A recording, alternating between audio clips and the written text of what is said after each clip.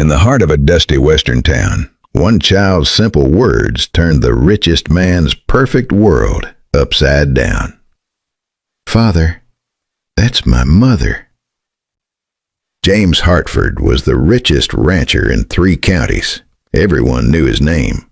He owned huge lands, thousands of cattle, and big houses. People looked up to him with respect. But on that sunny afternoon, as he walked down the busy main street with his young son Tommy, James had no idea his life was about to change forever. Tommy was only 6 years old. He held his father's strong hand tightly and looked around with big, curious eyes. The street was full of noise, horses pulling carts, shopkeepers calling out, and people rushing here and there. James was thinking about his business deals.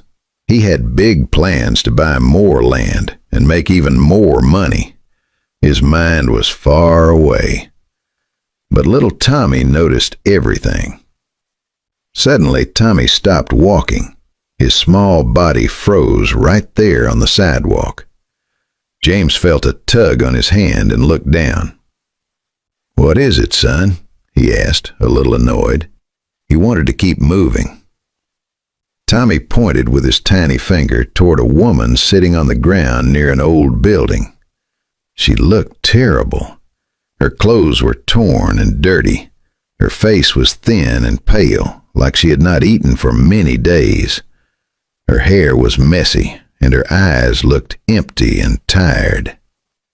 She was begging for coins from passers-by, but most people just walked past her without a second look. "Father," Tommy whispered in a soft, shaky voice, "that's my mother." James felt like someone had punched him hard in the stomach. His legs went weak.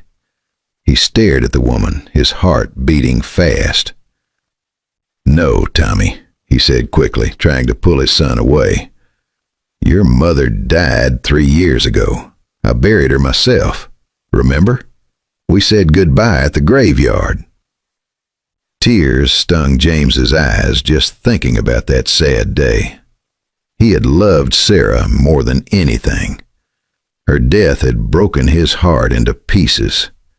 He had raised Tommy alone since then, working hard to forget the pain.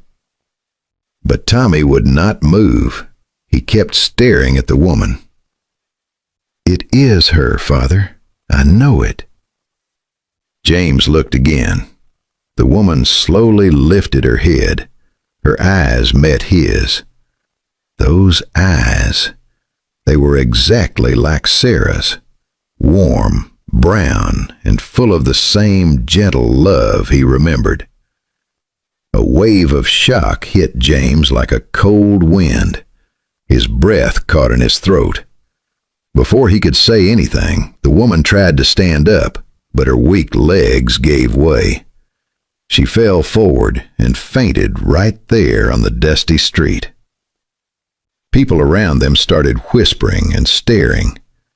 James did not care. He dropped to his knees, scooped the woman into his strong arms, and held her close. She felt so light, like a bag of bones. His heart ached with confusion and fear. "Someone help!" he shouted. "Call a doctor!" He carried her to the nearest hotel, the best one in town.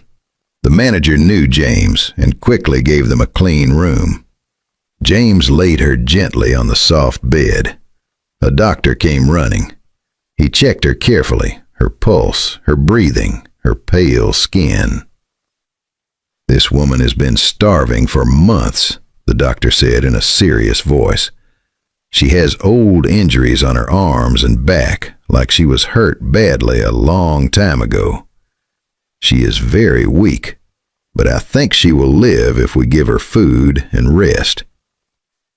James sat by the bed for hours, watching her sleep. Tommy stayed close, holding her hand. The boy's eyes were full of hope and tears.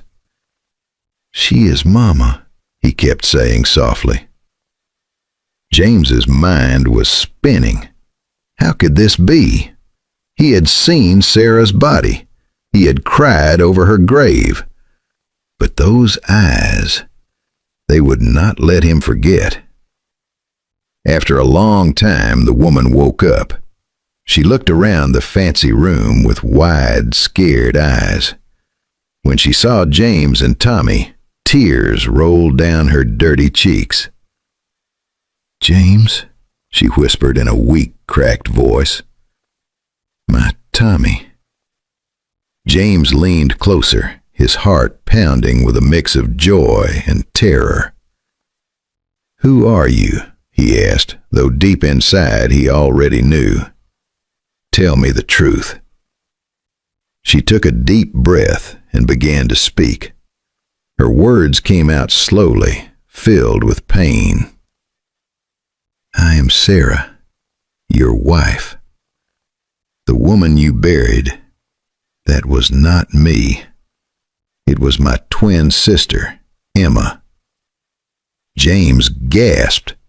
He remembered now. Sarah had a sister who looked exactly like her. They were twins, born together, impossible to tell apart. Emma had come to visit 3 years ago. She got very sick suddenly.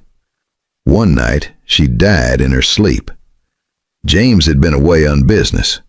When he came back, he saw the body and thought it was Sarah. Everyone did. The funeral was quick and sad. But Sarah told him the rest, and her voice broke with every word. "Your business partner, Richard Blackwood, tricked me. He showed me fake papers. He said you were ruined, that the ranch was gone, and we would lose everything. He said if I stayed, our little Tommy would grow up poor and alone, an orphan. He told me the only way to save you was to disappear. Let Emma be buried as me. Then you could get the big insurance money and start over." Sarah's hands shook as she remembered. "I was so scared and sad. I loved you and Tommy more than life. I thought I was doing the right thing to protect you, so I left in the night. I said goodbye to my sister's body and walked away with nothing." James felt hot anger rising inside him, but Sarah was not finished. Tears streamed down her face now. "Richard lied to me. After I left, he took the little money I had left. He said if I ever came back, he would hurt Tommy badly. I believed him. I ran far away, but my heart pulled me back here. I lived like a beggar in this same town, hiding in the shadows. I watched Tommy grow up from a distance. I saw him play and laugh, but I never came close. I thought he was happier without me. I ate scraps from the street. I slept in cold alleys. Every day my heart broke more and more. But seeing my son happy, that gave me strength to keep living." James could not hold back his tears anymore. He pulled Sarah into his arms and held her tight. "I am so sorry," he whispered, his voice full of love and regret. "I thought you were gone forever. I missed you every single day. I raised Tommy alone, but nothing felt right without you." His chest hurt with the pain of 3 lost years. Anger for Richard burned like a fire in his belly. That man had been his friend, his partner. He had smiled and shaken hands while destroying their family. Tommy climbed onto the bed and hugged his mother hard. "Mama, don't leave again," he cried. "I love you." Sarah kissed his head over and over, her tears mixing with his. "I will never leave you, my sweet boy," she promised. Her voice was full of warmth and relief after so many years of cold loneliness.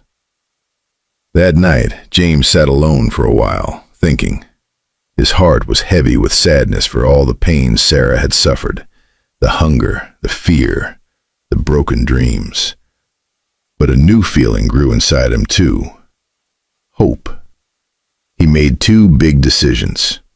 First,